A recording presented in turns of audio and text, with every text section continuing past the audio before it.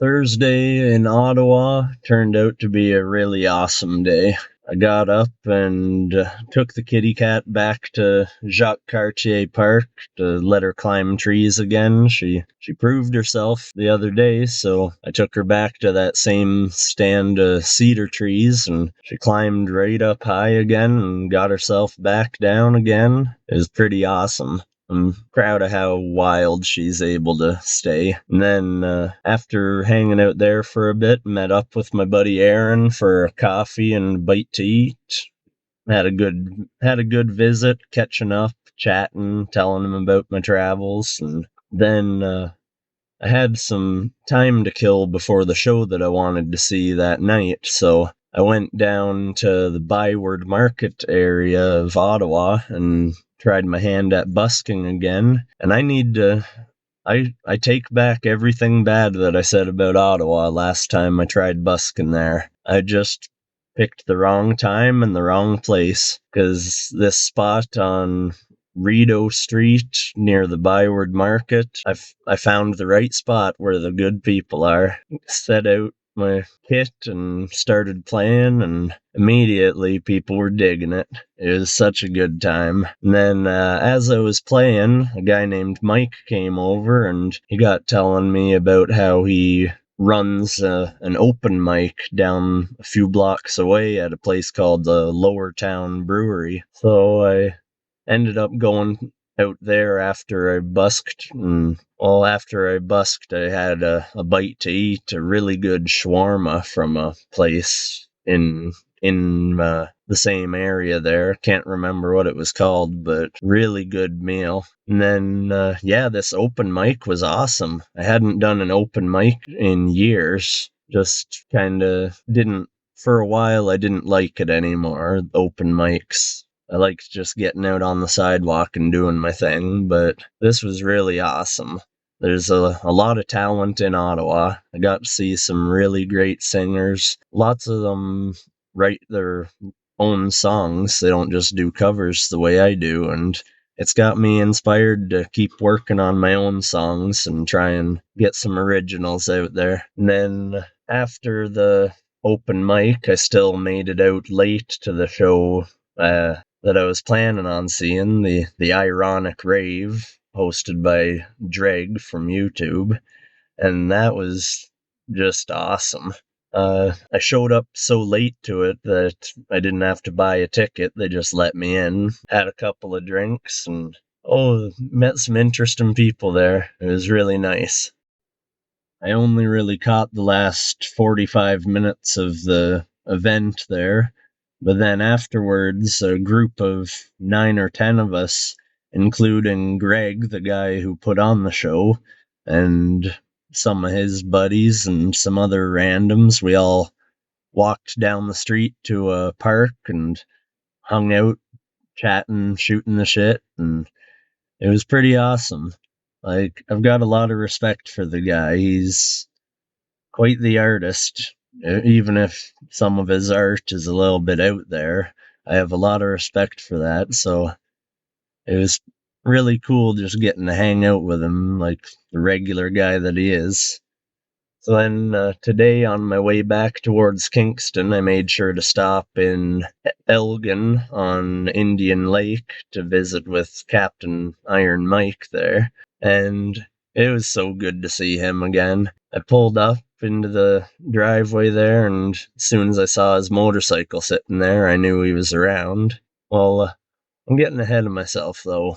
At first, I missed the driveway. I missed the turnoff to the right road, and I could tell that I didn't find the right road because I didn't recognize anything anymore. But someone was walking their dog, and I pulled up beside them and asked, "Do you know where Captain Mike lives? I met him a couple months ago and wanted to pop in on him." And they said, "Oh yeah, everybody around here knows him. You just gotta go back and take the first road on your left." So as soon as I got down there, I knew I was on the right track. And it was good visiting with him. He told me he crashed his bike a little while back and busted up his collarbone and his going through some troubles, but it still hasn't slowed him down any. He was cleaning the barbecue up good when I got there because he has some guests showing up for the weekend. So I didn't keep him for too long, hung out for an hour or a bit. Showed him the kitty cat and let her out to run around a little bit. But there's so many things around there that she could get into that aren't really safe that I had to keep my eye on her close. And then headed off back towards Kingston. I'm gonna stay in Kingston for the night and head home tomorrow on Saturday because I want to play a couple of sidewalk shows here just for the closing end of the trip sort of.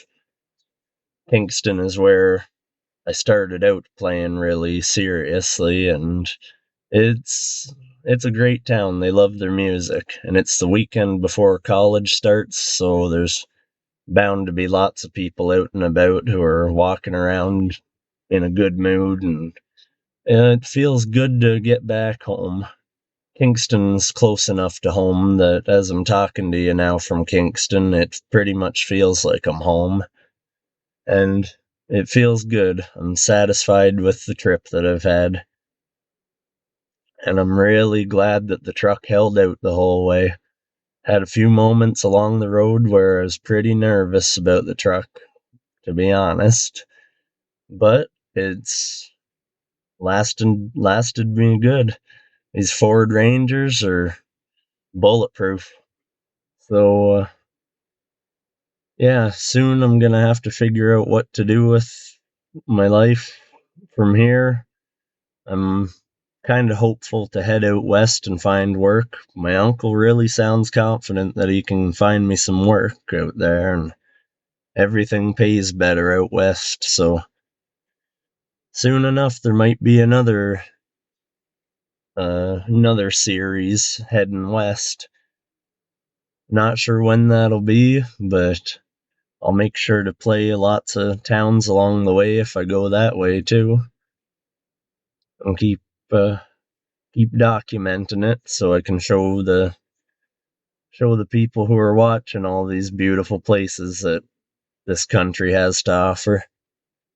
It's it's a strange feeling coming to the tail end of a trip like this, but I feel satisfied. I feel very glad that I got out there to do this. There'll still be a few more videos left of this series, some busking, and then the drive back home to Belleville. But with the end so near, I almost have nothing left to talk about. It's just been such a good time. But um, I'm gonna be